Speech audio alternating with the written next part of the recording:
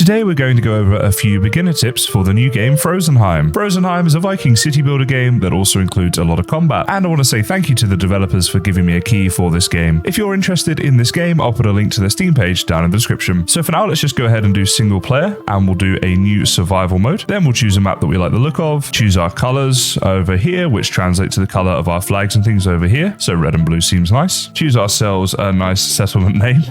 And then we have all of these settings right here, which actually brings me on to my first tip. And that is, if you are new to the game and you're learning it, don't be afraid to give yourself a bit of an advantage. So all of these can give you an advantage. Resource retrieval, you can put this up to full, for example, and this will mean that you'll gather more resources each time, kind of obvious. You also get to choose how many starting resources you have, so you could obviously put that up if you wish. So number of waves relates to attacks, and if you have it on endless, then you can get attacked quite a lot. But you can choose the number of waves. So again, you could have this set in such a way that reduces the amount of attacks you're going to go through. Similarly, starting units will just give you more units in which to fight back with when you are being attacked by enemies, and you get an overall game difficulty setting as well, which does go up to insane, which is quite funny, or custom. So I'm just going to go with these settings right here, which I think are the defaults. And this may seem like a really basic tip, but I did want to mention it because people just jump straight into games, but actually by changing the settings around, you might have a more enjoyable time. Of course, there's nothing wrong with making it a little bit easy if you first go through and then coming back and doing it in a more difficult way. But again, I just wanted to mention this. So let's jump in and start the game. So first thing I recommend, and this is just a little tip I'm adding in here, but that's up here, you can pause the game. Now, the reason I suggest this is just get your bearings with the game first of all, especially if you're new. So try out these things down here, like the different buttons, and get used to what they do. Maybe even plan out a few of your first builds, because planning in this game is going to really help you. After all, this is a strategy game, and planning is a big part of that strategy. Now, the next tip I'm going to give you applies to just about any game ever, but that does include this one, and that is to go into the settings up here and click settings, then go down to controls. Now, at this point, you get to see what all the controls are, but what that also does is tells you what things you have available to you. For example, you can rotate buildings. You may not have known that without checking here first. You can also focus your base, and this is quite a useful one because throughout the game you might be, off and away looking at something else and quickly want to see your base, which you can do at the click of a single button. So familiarize yourself with those controls and it will just make your life a lot easier. This is my brand new second YouTube channel. It only has 2 videos on it right now, but they are both quite fun and exciting. I really think you guys will like it, so please do consider checking it out. The link is down in the description. Okay, now we're going to talk about the early game units you start with, which are these guys here. So these are scouts, and if you hover over them there, you'll see it says scout. Now, a couple little tips with these guys. First thing is to look at these battle stances. You'll see you have neutral. Warriors will attack whenever an enemy gets close. Defensive. Warriors will hold and defend their position. And also aggressive, where the warriors will attack whenever an enemy appears within sight. Now, I recommend you start the game with defensive because you're actually starting with not many units in the game and you don't want to lose them, especially your scouts. They're going to look at the area nearby, which we're going to go into in a second, and there are going to be a lot of dangers out there. So you want them to be defensive and you don't want to risk losing them. Trying to hold on to them is more important than trying to kill enemy units at this stage of the game. Now, these scouts also have battle abilities, and the most important one early game is probably this one, Vision. It says that it sends out an eagle that uncovers part of unseen terrain, which we're going to show you in just a second. Now, you can also refill the team if they've been attacked and their numbers are dwindling. As you see there, it says you can use resources to recruit missing units and refill the team. You can also disband them as well. So disband selected teams, you can hold it down to activate that. So first thing you want to do is get your scouts moving off to a place. So we can do that just by hovering over them like this here.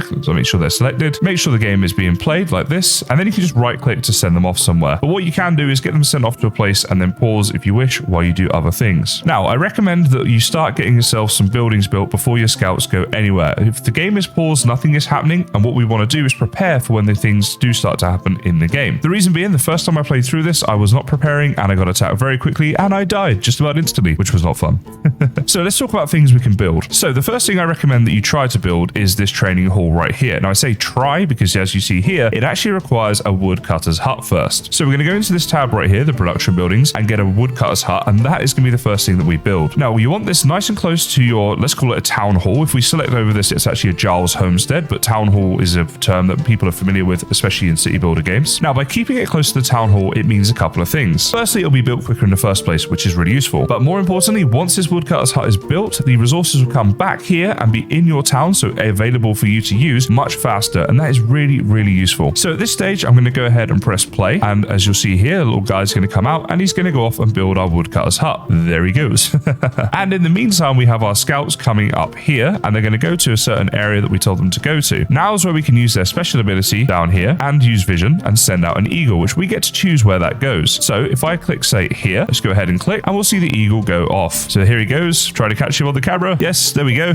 He's discovering new new land for us. Now, just pausing the game here to show you something that is going to be really useful to you throughout the game, and that is the minimap in your bottom left. So this minimap shows you the way you're looking, and as I look around in different ways, you see the minimap there starts to move around. And if we click on it, we can actually get around the minimap very quickly. So if I click on this red area right here, then boom, we've spotted an enemy, which came up here as a notification. And if I'm over in a different area and I just click this notification, it actually takes me straight to the enemy if I want to see them very quickly. And at this point, we can get some basic information. We can see here that these enemies are actually wolves. So there they are right there, those nasty wolves. Now, by sending out our eagle, we know that if we were to send the scouts that we have here off this way and then right, they're going to run into wolves and quite possibly die. So instead, we could send them off this way and check out whatever this thing is right here. So scrolling right into this, it looks like a little area here with a guy and a cart and stuff like that. It is not a threat because it has not told us that it's a threat, so we know that, but we could well get some resources from it. Now, in the meantime, while we were doing that, our woodcutter's hut has been built. So this is very important. A few things about any sort of production building. First of all, you can see here that you can add people to the hut, and early game, especially when it comes to wood, I recommend you do assign the maximum, as you're going to need a lot of wood in this game. The other thing you can do is use this one right here. See this collection banner? It says there, pick the forested area and start chopping trees down to collect the wood. So in doing that, what we want to do is just select right here as close as we can to our woodcutter's hut. Now, if I go ahead and press play, you'll see that these three guys right here are heading off, and these are going to be our woodcutters. And right now we have 25 wood, but this will start to increase over time. I'm now going to get my scouts and just send them off over to here and try and collect these materials. Little quick tip, guys. Just then, when I had these scouts selected, if I press play, if I right click, you'll see I get a line of where they're going. Now, what you want to do if you're sending them, particularly if it's a long distance, is just double check that line, because although I think that they can go from here around to here, sometimes in the fog of war, there is something hidden that is preventing them getting there. And what that can mean is they start to take a different direction. Now, as we saw, there were enemies over here earlier, so taking a different direction could be deadly. So as such, especially early game, make sure that they're going exactly the way you want them to go, and if they're not, then change it. Incidentally, the ability they had for vision, you'll see here, starts to replenish over time.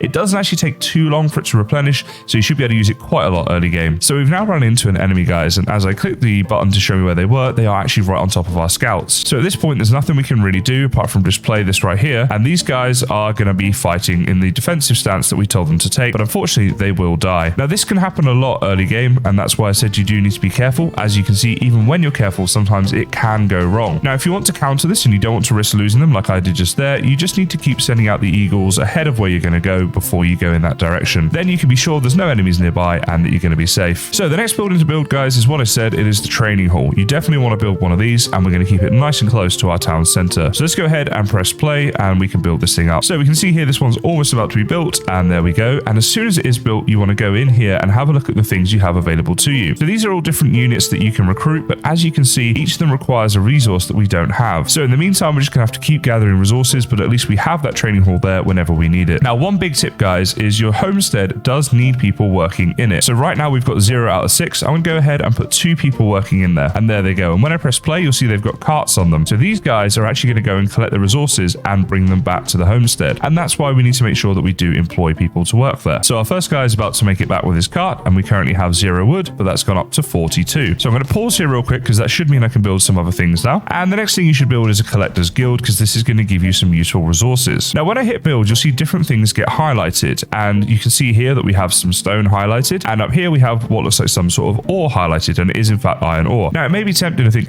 brilliant, we'll get some iron ore because that's going to be really useful to us. And certainly it will be, but you definitely want to prioritize the stone, guys. So we're going to put this right here, again, nice and close to the town hall. The reason you prioritize stone is you're going to need that a lot more than you need iron, as in a lot sooner than you need iron within the game. So we're going to prioritize that, get this built up, and once again, once it's built, we're going to go ahead and assign 3 people to work there. Now, at this point, I highly recommend you start looking at getting some food involved. So we're going to want to build a hunter's hut, as that's going to give us food, but also furs. Now, again, you can see here all these deer and things here have been lit up, so we know that that is a good place to build it because there's a lot of things nearby that we can hunt. So do build it in a place that makes sense for that. And once again, with the hunter's hut being done, we're going to need to assign some villagers to it, and we're going to assign 2 because we only have 2 villagers left currently. Now, to increase your villagers, you want to go ahead and go down to this building and build yourself a house. Again, it makes sense to have it reasonably near the town hall at this stage. So speeding up the building of that house, and you'll see that by doing that, we've got ourselves 2 extra villagers. So I'm instantly going to assign 1 here to the hunter's hut, so that one is now full. So I recommend you build about 3 houses to start you off and get about 6 extra people in as a result of that. Now, once this guy gets back here, he's been at the hunter's hut, we should get some skins, which is marked by this icon up here. And as you can see, we did indeed get 8 skins. So now we can go and recruit some basic units, and we could either get ourselves a scout or an axeman. Now, I recommend you get the axeman and start protecting yourself first and worry about scouting a little bit later. later. This sounds kind of counterintuitive, like you should probably scout out the area early game. However, until you have a decent defense, you definitely want to work on that, as otherwise you will be sorry, as I found out in my live stream. If you're enjoying this video and would like to see more videos on Frozenheim, please do consider liking and subscribing for more. Okay, so here's our axemen. They're all trained up, and